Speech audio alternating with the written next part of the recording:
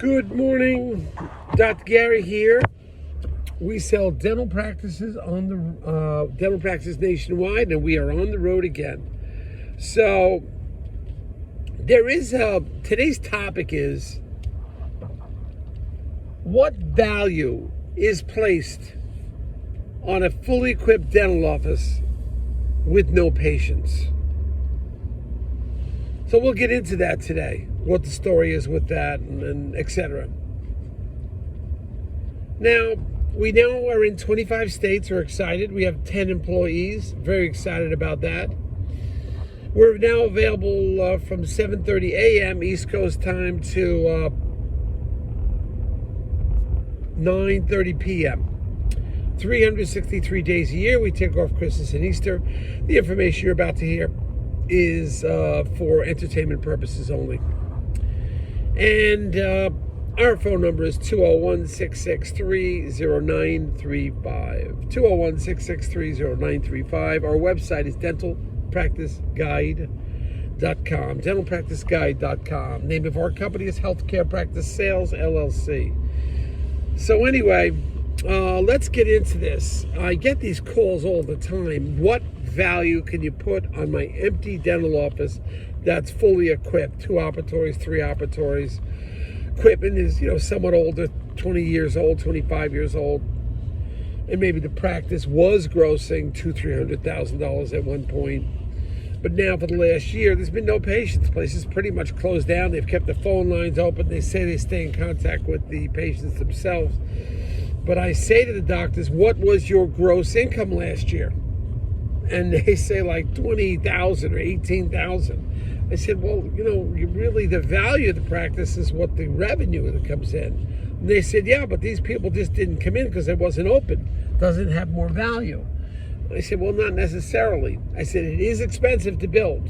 And that in itself makes your office a great bargain because everything's there. The walls are in, the plumbing's in, the permits are done, everything's done. So that gives it some value there. The problem is the millennium or the young buyer is going to want to most likely change everything in the office, or at least do decorating. Now, they'll save a fortune because they can start working right away. The value of your patients that haven't been in for a year, there is value there because certain patients will come back. And then there's others to say that the value has dissipated. It's not there, but there is some value. But it's usually based on the gross income from the tax returns. So in a situation like this, though, the doctor hasn't practiced in a year, as far as transferring the practice to somebody else, although that doctor wants to sell it, but as far as transferring it to somebody else, it'll have, minimal value because they don't know who's going to transfer or not.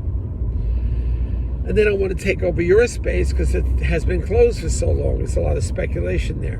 So I don't have an answer what to do for you on some of those doctors. But as far as a response to the seller, what is the value of it? Well, you've got to poll who's going to buy it. It's going to be somebody who wants to open a satellite office or a young doctor that's just getting out of school. And those young doctors that do want to build from scratch, they get a huge bank loan. It's like up to $600,000, I think, with Provide Bank because they know they're good for the money, and they will utilize those monies to get the best equipment they can, the best location they can. So the answer is, young millennium may not want to take over your space because he doesn't want to be in your location, doesn't like your equipment, doesn't like the layout. If he's going to build a practice from scratch, what essentially yours would be, except you have all the physical facility there, he'd be better off or she'd be better off in their mind, not my mind, but in their mind, just starting a practice, a new fresh startup. That's the way they think. And when I said, and I mentioned this before in a previous tape, when I say, well, wait a minute, they're already $400,000 in debt. He says, well, we add another $500,000, and a lot of them don't have a problem with it. I don't know what's going on there, but that's what the bankers tell me. So they just want it their way when it comes to opening up a practice from scratch, which essentially yours, the doctor, was be, because you're not going to get much for it. There's just not a lot of money involved in an office that's finished and turnkey position. Usually has some issues, has some problems, and 25, 30, I can't even put a number on it. I had one in a town adjacent to me in New Jersey. It was an affluent town that all the bankers would live in, and Wall Street people would live in.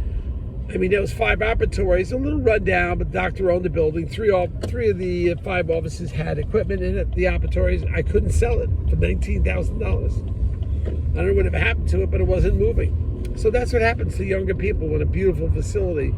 They just don't think it's worth the investment. I don't know. That's what we're learning from the street every day. This business changes all the time. Thank you.